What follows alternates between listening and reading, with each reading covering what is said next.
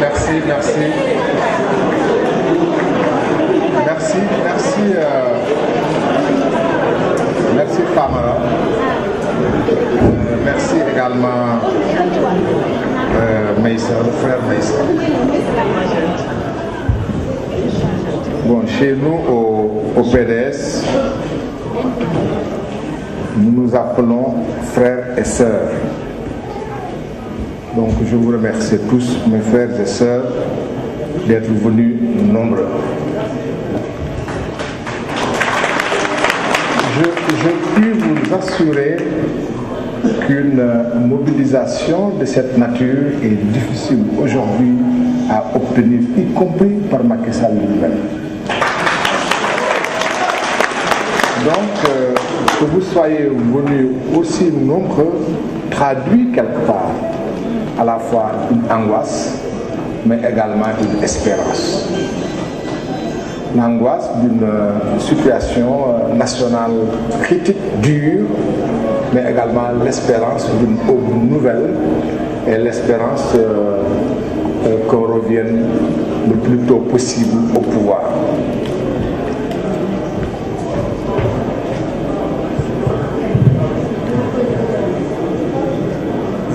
Nous nous souvenons tous.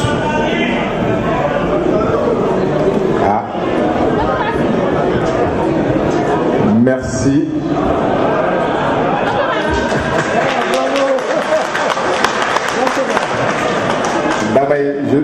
Je suis un peu du diesel. Et je ne veux pas démarrer comme une Ferrari. Je disais qu'au soir du deuxième tour de l'élection présidentielle de 2012, à peu près 2 heures après la fermeture du bureau de vote, Abdoulaye Wade, président en exercice, a appelé Macky Sall pour le féliciter de sa victoire.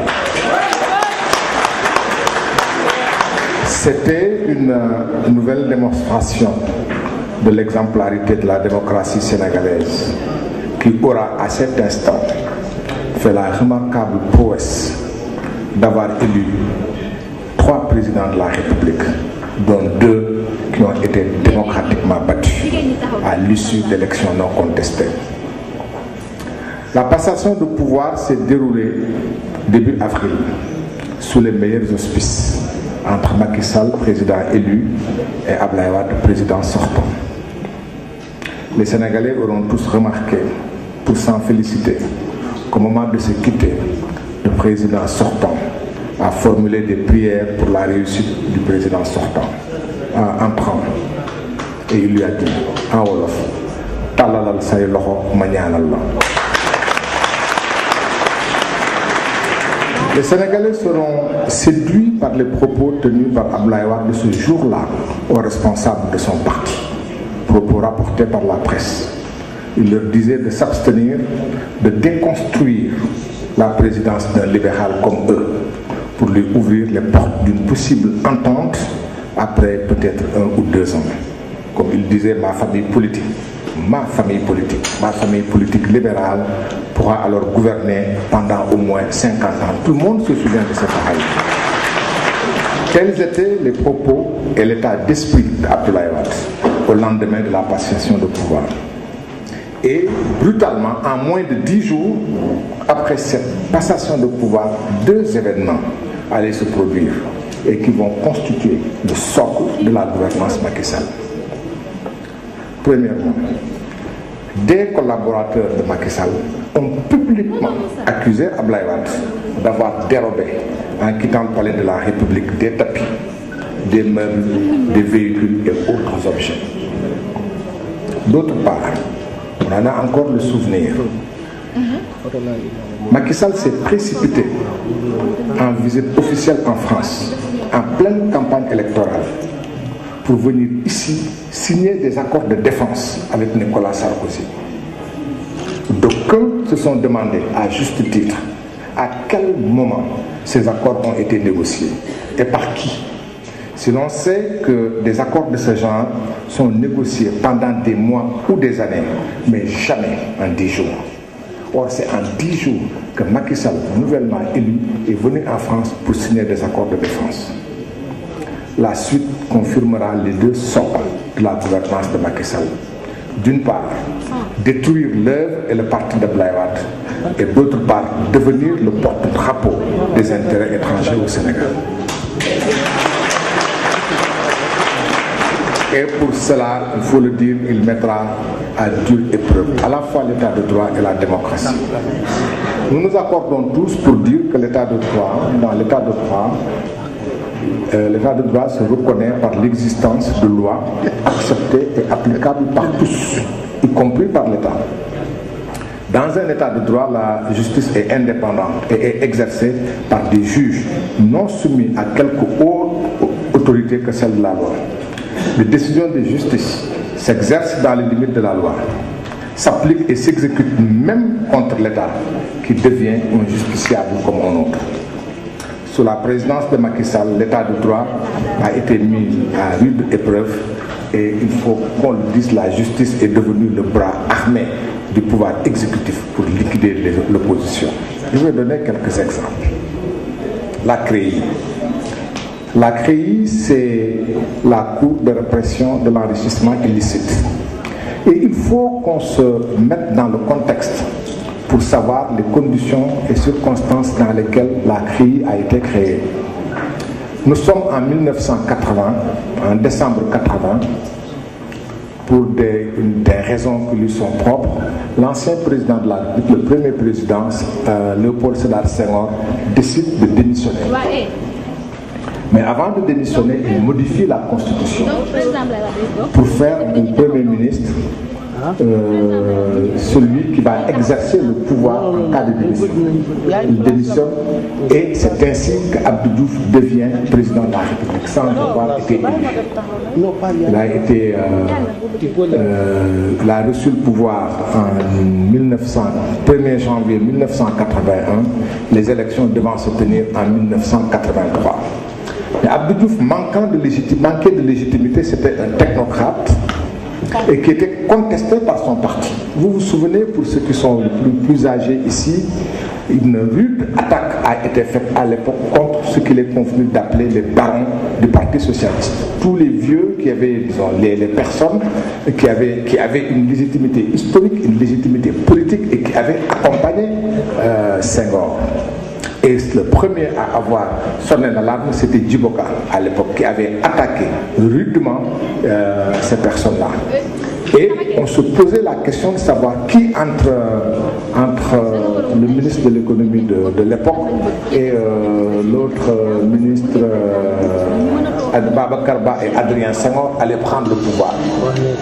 Et Abdou Diouf, pour tenir ces hommes et les obliger à le soutenir, a fait voter une loi instituant la CREI, la Cour de répression de l'enrichissement illicite, et avait menacé tous ceux qui ne le soutenaient pas d'être poursuivis. Et il a donné des exemples en prenant des personnes, 3 ou 4 personnes qui ont été jugées par la CREI. Qu'est-ce que c'est que la CREI? La CREI est une juridiction spéciale, exceptionnelle, qui est chargée, dit-on, de juger l'enrichissement illicite. Dans cette juridiction, il y a un renversement de la charge de la preuve. Parce que normalement, dans n'importe quelle situation, quand on accuse quelqu'un d'avoir commis un délit, il appartient à celui qui l'accuse d'en apporter la preuve. C'est ça la règle. Et ça se passe ainsi presque depuis qu'une justice exercée par des magistrats existe. J'allais dire que ça se passe ainsi dans toutes les sociétés. Quand on accuse quelqu'un, il appartient toujours à l'accusateur d'apporter la preuve. Ça ne se passe pas ainsi à la CREI. À la CREI, on vient, on trouve quelqu'un, il n'y a pas de prescription, il n'y a rien. On trouve quelqu'un, on lui dit, vous avez ceci, vous avez cela, apportez la preuve que ce que vous avez a été bien gagné. Et c'est ainsi que Abdou Diouf, qui n'avait pas de légitimité, a tenu presque haut les mains tout ce qui était contre lui et tout ce qui dans son parti le contestait. C'est comme ça que la CREI est née. Après avoir jugé 2 ou 3 personnes, la CREI est morte. depuis 1983 ou 84, la CREI n'existe plus. Depuis cette date, il n'y a pas de magistrat qui est désigné. Depuis cette date, il n'y a pas de locaux. Depuis cette date, il n'y a pas de procédure. Donc la CREI, dans le jargon juridique, est tombée en désuétude, a été abrogée implicitement. Et c'est une règle de droit. Quand une juridiction, une loi est restée 10 ans, 20 ans, 30 ans sans jamais être appliquée, on considère que cette loi, elle est implicitement abrogée. Arif Macky Sall, qui, comme j'ai dit tout à l'heure, veut détruire Wade et l'œuvre de Wade, dès qu'il est arrivé, il commence à attaquer les hommes du président. Et c'est ainsi qu'il prend un décret pour ressusciter la CREI dans des conditions totalement illégales. Parce que dans l'organisation judiciaire du Sénégal, la CREI n'existe plus. Il y a une loi, ce qu'on appelle la loi portant organisation judiciaire, qui fixe les différentes juridictions, qui désignent les juridictions: tribunal du travail, tribunal civil, tribunal de première instance, tribunal de grande instance, tribunal correctionnel, cour d'appel, Cour suprême, Conseil constitutionnel. C'est une loi qui désigne toutes ces juridictions. Elle adhère toutes les lois qui ont été votées depuis 1988. Aucune de ces lois n'a cité la CREI. Donc la CREI a été également, là, ici, implicitement approchée. Mais malgré cela, et en dépit du fait que la CREI a été critiquée par la quasi-totalité des juristes, Macky Sall l'a ressuscité par simple décret. Ce n'était pas suffisant et il fallait trouver des magistrats pour siéger à la CREI. Et les magistrats qui ont été trouvés par Macky Sall sont des magistrats qui ont été choisis sur la base d'un appel d'offres, appel à candidature. On leur dit, voilà, nous voulons des magistrats, ceux qui veulent siéger à la CREI se manifestent. Voilà les avantages qu'on leur donne. C'est ainsi que des magistrats ont été désignés, ont été choisis et qui n'ont pas été désignés par le Conseil supérieur de la magistrature, mais directement désignés par le président Macky Sall. Et vous vous souvenez tous, c'est la CREI qui a jugé et condamné notre frère Karim Wade dans les conditions que l'on sait. Dans les conditions que l'on sait, et je puis vous dire aujourd'hui que lorsqu'on a arrêté Karim Wade, nous avions tous dit, c'est bien, Macky Sall utilise la raison d'État, la force d'État pour le condamner, mais jamais aucune preuve ne sera apportée aux Sénégalais pour condamner Karim Wade. Et je le dis, d'abord j'étais l'avocat de Karim Wade, mais comme je le dis, Karim Wade et moi, nous n'allons pas partager le même tombeau. Comme on dit en Wolof, nous bokk bàmmeel, du ma yóbbu àjjana, du ma yóbbu safara. Mais je puis dire ici, je l'ai déjà dit et je l'ai répété, si on m'amenait un Coran, j'aurais mis ma main et j'aurais juré. Je ne sais pas ce qu'il a fait, ce qu'il n'a pas fait, lui seul sait, mais je peux jurer d'une chose. Du début de la procédure, c'est-à-dire du début de l'enquête à la gendarmerie jusqu'à la fin, avec l'intervention du jugement de condamnation, je peux jurer que des accusations qui ont été formulées contre lui, aucune preuve n'a été rapportée. Et jusqu'au moment où je vous parle, absolument aucune preuve n'a été rapportée. Mais puisque le pouvoir politique s'est soumis au pouvoir judiciaire, s'est soumis à la justice, nous avons, il faut le dire, j'ai été ministre de la Justice et je le dis en regardant les Sénégalais, tous les Sénégalais, les yeux dans les yeux, j'ai 35 ans comme de barre, je peux dire que la justice de mon pays n'est pas une justice indépendante. Et ici, dans ce cas précis, la justice a été le bras armé de l'autorité politique. Mais avant d'aller plus loin, je voudrais, évoquant l'actualité sur cette question, répondre à l'actuel ministre de la Justice, Sidiki Kaba. Il y a une dizaine de jours, une question lui a été posée sur les conditions dans lesquelles Karim Wade a été libéré. Voici la réponse qui qui a été apporté par le ministre de la Justice, Sidiki Kaba. Il dit que Karim Wade a été libéré à la suite d'une simple grâce que le président Macky Sall lui a accordée. Et il a dit qu'en dehors de cette grâce, il n'y a aucune autre condition. Et que Karim Wade est sorti libre de la prison et il était libre de rester au Sénégal ou d'aller où il voulait. Et que c'est Karim Wade lui-même qui librement a choisi de quitter le pays. C'est un mensonge. C'est un énorme mensonge, une contre-vérité. Et je vais vous dire pourquoi. C'est vrai, dans les conditions que j'ai évoquées tout à l'heure, Karim Wade a été condamné à 6 ans d'emprisonnement et a payé 137 milliards dans des conditions totalement rocambolesques qui ne correspondent pas à l'exacte matérialité des faits. Mais et devant la pression, devant beaucoup de choses, Macky Sall était obligé, pour une raison ou pour une autre, de le libérer et de lui accorder la grâce. Mais je l'ai déjà dit, quand on libère quelqu'un de la prison, on le libère, on ouvre les portes de la prison, et devant les portes de la prison, le régisseur lui dit au revoir, salut, merci. Qu'il soit libéré parce qu'il a purgé sa peine, qu'il soit libéré parce qu'il obtient une grâce, qu'il soit libéré parce qu'il obtient une amnistie, qu'il soit libéré parce qu'il a été libéré, parce qu'il a bénéficié d'une libération conditionnelle.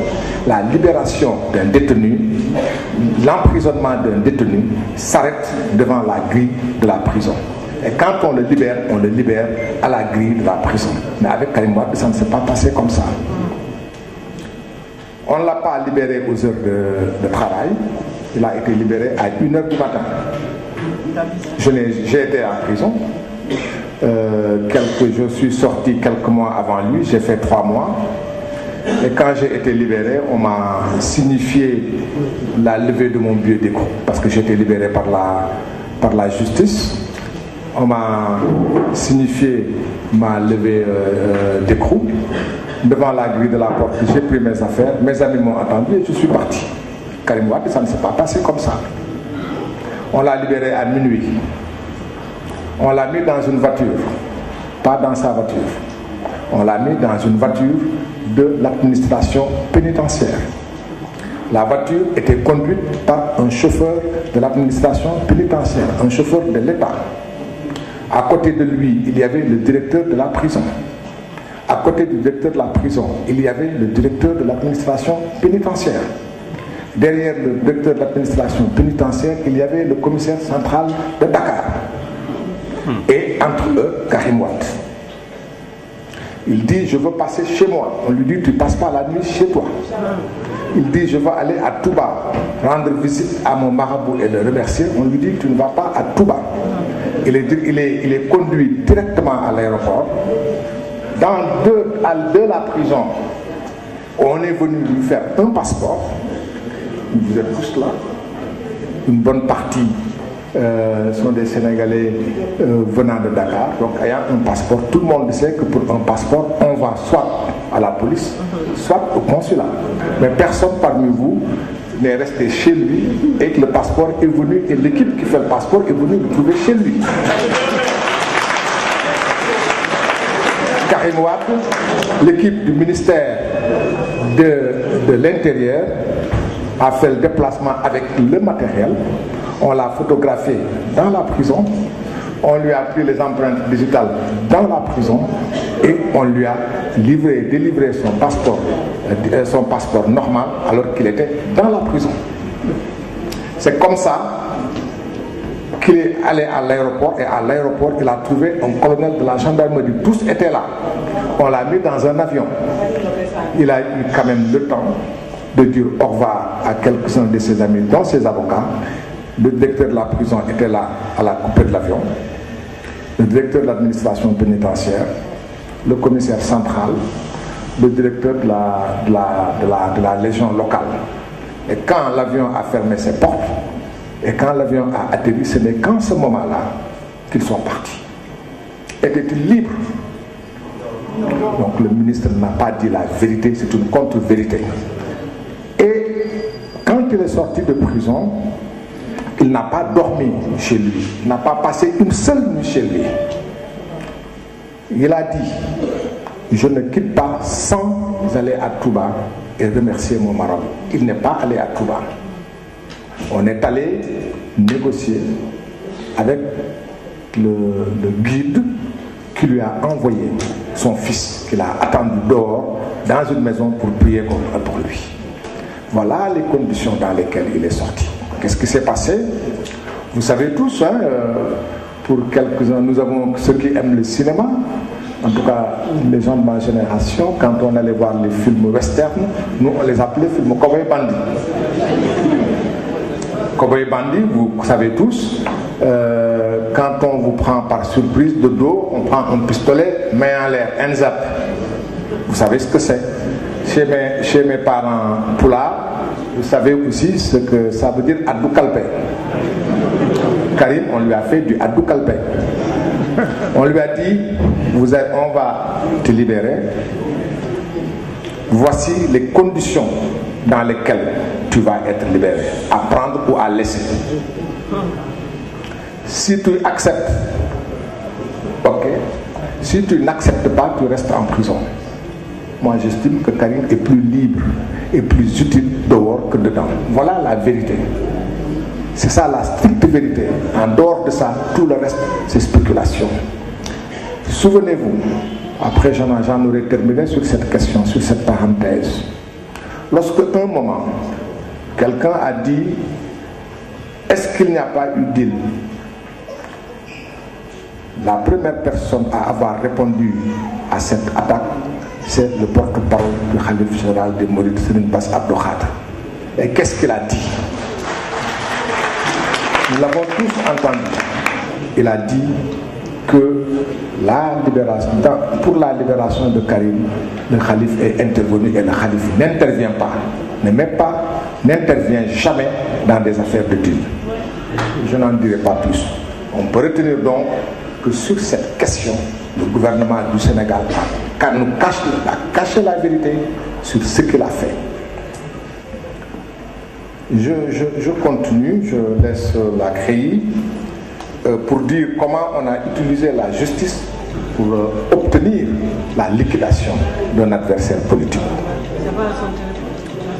La deuxième chose qui a été faite et qui traduit l'absence d'un état de droit, c'est l'arrestation et l'emprisonnement de presque à peu près une centaine de responsables et de leaders du Parti démocratique sénégalais. Dès le début des enquêtes de patrimoine, un certain nombre de responsables du PDS ont fait l'objet de tracasseries judiciaires ou d'interdiction de sortie du territoire. Il s'agit de Oumar Sarr, de Madi Kenya, de Doudou Wade, de Farba Senghor, de Samuel Sarr, de Karim Wade, ainsi, etc., etc. Ces interdictions de sortie du territoire, décidées par des officiers de police judiciaire, placés sous l'autorité du procureur de la République, qui lui-même obéit au pouvoir politique, ont été déclarées illégales et annulées en conséquence par la Haute Cour de justice de la CEDEAO. Dans un état de droit, une décision de cette importance, prise par une juridiction communautaire au-dessus des juridictions nationales, devrait s'imposer à l'État s'il était soumis au droit.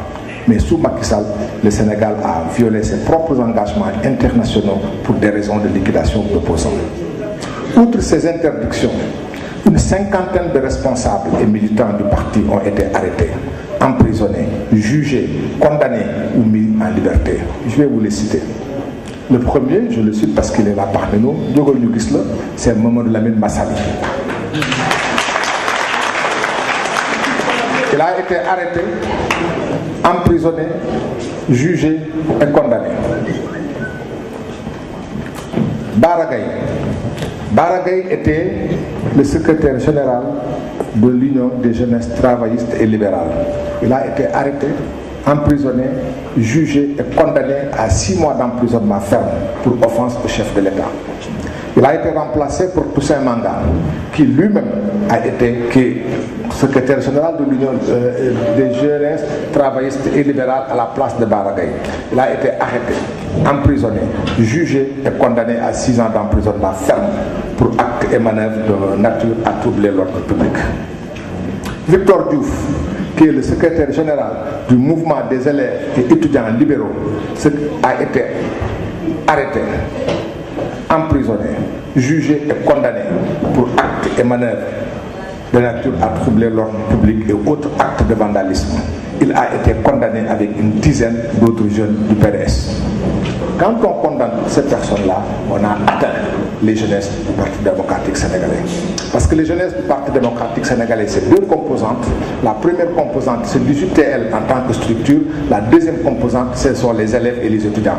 Quand on condamne les deux premiers secrétaires généraux des jeunes de l'UJTL et qu'on condamne le secrétaire général des étudiants, on a atteint le PDS dans ce qu'il a de plus cher, dans ce qu'il a de futur, dans son futur, c'est-à-dire chez les jeunes. Abdoul Aziz Diop, secrétaire général de la Fédération nationale des cadres libéraux, a été arrêté, emprisonné pendant plus d'une année, jugé, relaxé sur une des procédures. D'autres procédures le concernant sont en attente de jugement. Aïda Ndiom, responsable de femmes, a été arrêté, emprisonné pendant plus d'une année, jugé, relaxé en instance, condamné sur appel du procureur et recondamné en cassation en violation de toutes les règles. Parce que la Cour de cassation n'a pas pour vocation de condamner, elle a pour vocation de juger de la légalité, de la conformité du droit au droit des décisions qui ont été rendues. Mais ici, non seulement la Cour de cassation a jugé et a aggravé sa condamnation. C'est du jamais vu. Je n'ai pas fini. Moi-même, El Hadj Amadou Sam, responsable de la communication du PDS, j'ai été arrêté, emprisonné, jugé et condamné à 3 mois d'emprisonnement pour actes et manœuvres de nature à troubler l'ordre public et offense au chef de l'État. Et je veux vous dire, je ne parle pas des actes et manœuvres. Qu'est-ce qui renferme les faits pour lesquels j'ai été condamné pour offense au chef de l'État? Oui, je suis libre, je suis un Sénégalais. Je suis né au Sénégal, même si je n'étais pas né au Sénégal, même si j'ai acquis la nationalité sénégalaise, en tant que citoyen sénégalais, j'ai le droit d'exprimer mes opinions. J'ai le droit de critiquer le président de la République. J'ai dit que le président de la République n'avait pas de projet de société. J'ai dit que le président de la République n'avait pas de programme. J'ai dit que le président de la République était impuissant face à la détresse des Sénégalais. J'ai dit que le président de la République est un incompétent. Mais c'est mon droit. Pour ça, et seulement pour ça, et exclusivement pour ça, il n'y a aucun autre fait. Seulement pour ça, j'ai été condamné à 3 mois pour offense au chef de l'État. Vous imaginez dans quel état de droit on peut être jugé et arrêté, emprisonné, jugé et condamné pour dire que le président de la République est un incompétent. Mais il est incompétent. Et tant qu'il est incompétent, on dira qu'il est incompétent. Et je dis aujourd'hui, je dis hier, et je dirai demain qu'il est un incompétent. Il n'a qu'à revenir me prendre. Oumar Sarr, secrétaire général national adjoint et coordonnateur du parti, député à l'Assemblée nationale, arrêté pendant que l'Assemblée était en session, placé sous mandat de dépôt et actuellement en liberté provisoire en attente de jugement. Samuel Sarr, chargé des finances du parti, arrêté, emprisonné, puis mis en liberté provisoire en attente de jugement. Bara Sadi, cadre du parti, ancien directeur du port, arrêté, emprisonné pendant plus d'une année en attente de jugement. Libéré après un non-lieu de la chambre d'accusation. Ndeye Khady Gueye, cadre du parti, arrêté, emprisonné pendant plus d'une année en attente de jugement. Thierno Ousmane Sy, proche du parti et fils d'un haut responsable du parti, arrêté, emprisonné plus d'une année, puis libéré après un non-lieu. On peut quand même s'accorder pour dire qu'il y a quand même un acharnement contre le parti. Parce que lorsqu'on s'adresse, lorsqu'on s'attaque de cette manière à la jeunesse du parti, responsable des jeunes, responsable des étudiants, qu'on s'attaque au cadre du parti, le secrétaire général des cadres, qu'on s'attaque aux femmes du parti, une des responsables du parti. J'ai oublié, on me le rappelle, je suis désolé. Alors je vais vous raconter pourquoi j'ai oublié Amadou Kane Diallo. Je suis son avocat. Je suis son avocat. Alors, je vais vous raconter. Alors, il y a le grand marabout Serigne Cheikh Tidiane Sy, qui est l'actuel khalife général de Tidiane. Alors, il racontait une histoire. Il disait, voilà, à tel moment, telle personne et telle autre personne se sont rencontrées pour faire ceci et faire cela. Il y a un de ces talibs qui dit, marabout, vous avez oublié quelqu'un. Il dit quoi? On lui dit, telle personne. Il dit, je l'ai oublié parce qu'il est trop proche de moi. Voilà, j'ai oublié Amadou Kandiallo, j'étais son avocat, je l'ai défendu. Lui aussi, grand cadre du parti, membre du comité directeur, membre de toutes les instances du parti. Arrêté, emprisonné, mis sous liberté provisoire, il attend l'épée de Damoclès sur sa tête.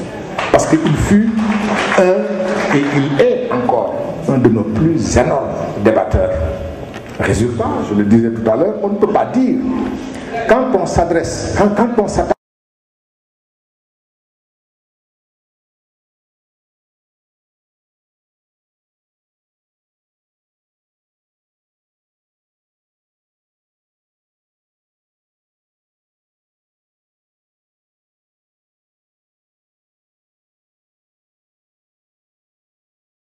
je rappelle que le département d'État américain a publié officiellement un communiqué pour demander à l'État du Sénégal de cesser d'utiliser les dispositions de l'article 80 pour casser ses opposants. Si les choses s'étaient passées normalement, jamais le département d'État ne l'aurait fait. Donc, comme je disais, incontestablement, ce qui est visé ici, c'est de détruire Abdoulaye Wade et son œuvre. Et l'œuvre d'Abdoulaye Wade, c'est aussi le Parti démocratique sénégalais. Mais c'est peine perdue. C'est totalement peine perdue parce que votre mobilisation de cet après-midi est la preuve manifeste de la capacité de réorganisation, de riposte du parti. Et nous sommes un parti qui fait peur, qui fait tellement peur, je reviens juste pour une petite parenthèse. Qu'est-ce qui s'est passé avec Karim Wade pour que le gouvernement ait si peur et que Macky Sall ait si peur de passer la nuit avec un Karim Wade libre? Une seule nuit au Sénégal, qu'est-ce qui s'est passé? Et il est bon qu'on le rappelle. La première année d'emprisonnement, Karim Wade a eu 300 000 Sénégalais qui ont demandé à le rencontrer en prison. 300 000. La deuxième année, c'est monté à 600 000. La troisième année, à plus de 950 000. C'est-à-dire, pendant qu'il est en prison, qu'il n'est pas libre de ses mouvements, qu'il ne communique pas, qu'il ne parle pas, qu'il n'agit pas, il y a 950 000 Sénégalais qui ont demandé à le rencontrer. Macky Sall, au premier tour, n'a pas eu plus de 600 000 voix. Karim Wade en prison a eu 950 000 personnes. C'est ça aussi cette peur qu'il suscite, qui explique le fait que Macky Sall dise je ne passerai pas non seulement une seule nuit au Sénégal avec un Karim Wade libre, mais en plus il faut que je détruise Abdoulaye Wade et son parti. Dans la violation, disons dans la négation de l'état de droit, on peut citer également toute la violation des règles de bonne gouvernance et de transparence. Vous le savez tous, en 2001, lorsque Abdoulaye Wade a été élu président de la République, on a voté une nouvelle constitution. Je ne reviens pas sur les péripéties de ce référendum, mais cette nouvelle constitution apporte quelques avancées démocratiques majeures. Parmi ces avancées, et qui sont des avancées significatives, figurent la bonne gouvernance et la transparence. La Constitution du Sénégal aujourd'hui dit que la bonne gouvernance et la transparence sont des valeurs constitutionnelles. Donc au Sénégal, par la loi, par la Constitution, nous sommes imposés, la Constitution impose de gouverner dans la bonne gouvernance et la transparence. avec Macky Sall, il n'y a rien. Depuis l'avènement de Macky Sall, il n'y a ni transparence ni bonne gouvernance. Quelques exemples suffisent. Je prends les marchés publics. Les textes régissant les marchés publics ont totalement été modifiés pour permettre de passer des marchés de plusieurs milliards de gré à gré et éviter les appels d'offres. Quelques exemples.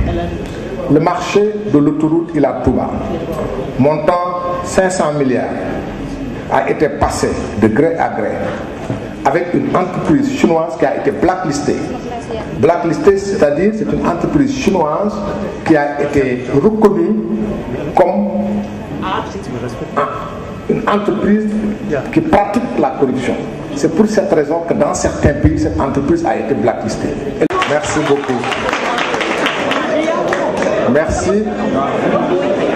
Moi qui ai été pendant 4 années le porte-parole de M. le Président de la République, je puis vous assurer qu'il en a toujours été ainsi.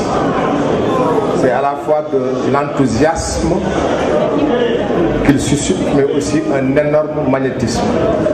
C'est ça. Monsieur le Président, je disais que j'allais réitérer des propos que j'ai tenus lorsque vous accédez à la magistrature suprême. J'avais dit que le Président de la République, c'est la rencontre entre une ambition et une espérance.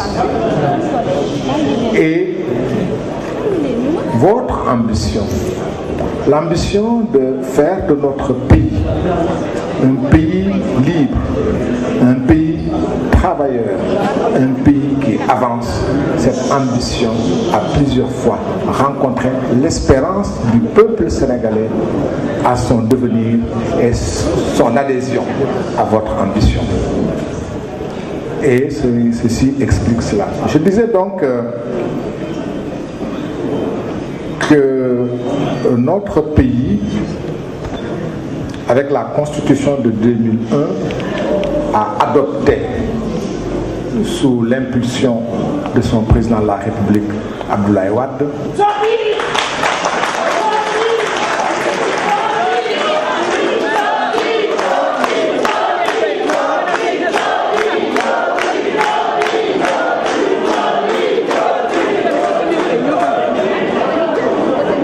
adopté deux nouvelles valeurs qui s'intègrent à la Constitution, la bonne gouvernance et la transparence, et qui s'imposent aux hommes d'État, à ceux qui détiennent le pouvoir, qui désormais, par la Constitution, sont obligés de gérer les affaires publiques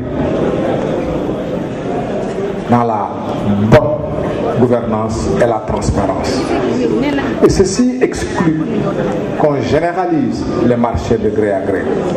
Et sous Macky Sall, les marchés publics par appel d'offres sont devenus l'exception, la règle étant de passer les marchés de gré à gré. Je donnais l'exemple de l'autoroute Ila Touba, 500 milliards de gré à gré passés avec une entreprise blacklistée dans d'autres pays pour pratique de corruption. Le marché du chemin de fer Dakar-Kidira, 700 milliards passés de gré à gré. Le marché du train express desservant l'aéroport, le nouvel aéroport de Dakar, l'aéroport de Diass et la ville de Dakar, 500 milliards. Ces trois marchés, ces seuls trois marchés font 1500 milliards passés de gré à gré, sans aucun contrôle et sans aucun appel à concurrence. Ça aussi, c'est un énorme recul de l'état de droit. C'est un énorme recul par rapport au respect des valeurs constitutionnelles et des textes même de la Constitution. Mais la transparence ne s'arrête pas là. Nous savons tous le sort qui a été fait de nos ressources minières, le pétrole, avec l'affaire Petro-Tim. Je n'en dirai pas plus, je laisserai le soin à mon ami et frère Mamadou Diop d'en dire un mot. Mais je dirai un mot sur un autre scandale qui n'est pas seulement un scandale, mais qui est un crime, un véritable crime économique. C'est l'affaire Mittal. J'en dis juste un mot. Qu'est-ce qui se passe? Le président Abdoulaye Wade, parce qu'en réalité, gouverner, c'est savoir saisir les opportunités et les bons moments. Il a su saisir le bon moment pour passer un véritable contrat avec la société Mittal et qui à tous égards est avantageux. Il s'agit de l'exploitation de nos ressources minières, du fer. Et cette exploitation, le marché qui a été conclu, comporte 4 éléments qui sont des éléments importants. Le premier, naturellement, c'est l'exploitation de la richesse elle-même, du minerai. Donc, creuser, aller à la mine, trouver le minerai et l'extraire. Donc, l'extraction du minerai. Le deuxième, qui est la conséquence de cela, c'est de construire un nouveau port minéralier. Troisième élément, puisque nous avons le fer, il y a le port, il faut transporter. Le marché comporte le troisième élément, la construction d'un nouveau chemin de fer. Kédougou, Dakar, grand écartement. Mais ce n'est pas suffisant. Il y avait le quatrième élément qui constituait l'implantation d'une unité sidérurgique. Parce que, enfin, je suis désolé parce que si je parle de ce que je dis en sa présence, on aura l'impression que je suis dithyrambique.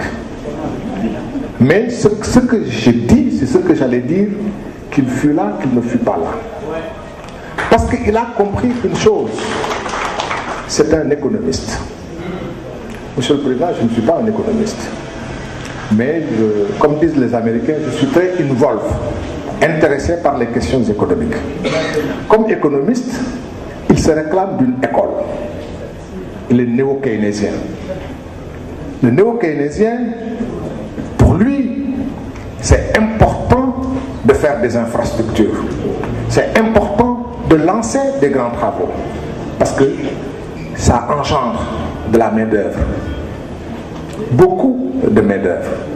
Et non seulement il faut faire des infrastructures parce que ça représente la main-d'œuvre, mais également, il dit le marché au sens de la demande solvable, c'est-à-dire qu'il est un marché intégré. Et que pour le marché puisse être intégré, il faut qu'il y ait de la communication et des infrastructures. Ce qui fait que les produits, les fruits par exemple de Sédhiou, du département de Sédhiou, au lieu de pourrir sur place, pourront être vendus à Tambacounda, pourront être vendus à Matam, pourront être vendus à Dakar. Cela fera que l'exploitant de Sédhiou devient un véritable fermier, parce qu'il va gagner de l'argent, parce qu'il va vendre.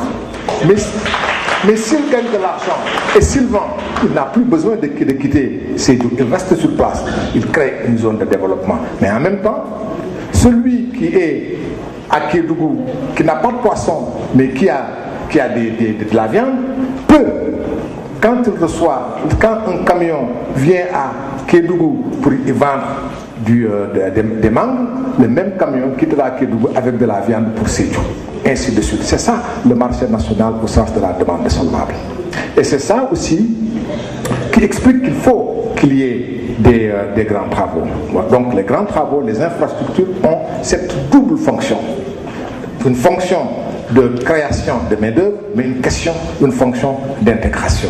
Donc, et il part en regardant l'histoire, il a dit que l'Europe a commencé à se développer par la sidérurgie. Parce que c'est la base aussi du développement. Il dit, faisons la même chose chez nous. Créons une unité de sidérurgie. Voilà les 4 phases du marché qui a été fait avec Mittal. Ça faisait plus de 1000 milliards. Pour 1001 raisons, Mittal se retire. Naturellement, le président Wade, qui n'est pas seulement un économiste, mais aussi est doublé d'un juriste, saisit les juridictions d'arbitrage pour qu'on dise que la rupture est abusive. Un avocat est commis, on va devant la chambre d'arbitrage, la chambre d'arbitrage tranche et dit oui, le Sénégal a raison. Mais en ce moment-là, Abdoulaye Wade n'était plus président. Mais c'est lui qui a initié la procédure. La chambre d'arbitrage prend une décision et dit oui, le Sénégal a raison. Abdoulaye Wade a raison de faire cette procédure. Mittal a tort et est responsable de la rupture du contrat. Il s'agissait en ce moment-là de déterminer quel est le préjudice. Le plus grand cabinet en la matière, le cabinet Gustafsson, a été désigné par la chambre arbitrale et le préjudice du Sénégal a été évalué à au moins 2000 milliards, 4000 milliards. 4000 milliards de francs CFA. Voilà. Et des poussières. 4000 milliards. Et avec 4000 milliards, si on condamne Mittal, qui en a les moyens, à nous les payer, c'est un pactole de 4000 milliards. Que fait Macky Sall? Il se débarrasse de son avocat contre l'avis de l'agent judiciaire de l'État. Il envoie son ministre qui n'en avait pas compétence et qui va négocier directement avec Mittal moins de 100 milliards. Moins de 100 milliards. Alors que notre préjudice est fixé à 4600 milliards de francs CFA. Il va négocier pour obtenir moins de 100 milliards de francs CFA. C'est un crime. C'est un crime économique, mais c'est un crime social. C'est un crime politique. Et c'est un crime personnel. Parce que cela ne peut pas passer. Et les Sénégalais qui souffrent, les Sénégalais qui manquent de beaucoup, ne peuvent pas accepter de se débarrasser comme ça de 4500 milliards. Parce que la perte nette et sèche, c'est 4500 milliards. Mais au-delà du crime, c'est aussi, et c'est le plus important, un exemple parfait de mauvaise gouvernance. C'est un exemple parfait de manque de transparence. Mais c'est aussi des causes de suspicion. Parce que si on vend le pays de cette façon-là, si on refuse de défendre les intérêts de sa nation de cette façon-là, on peut s'interroger, est-ce qu'il n'y a pas autre chose derrière? Mais cela, c'est une autre question, on verra plus tard. Cela également, c'est une véritable question de mauvaise gouvernance. Je vais conclure.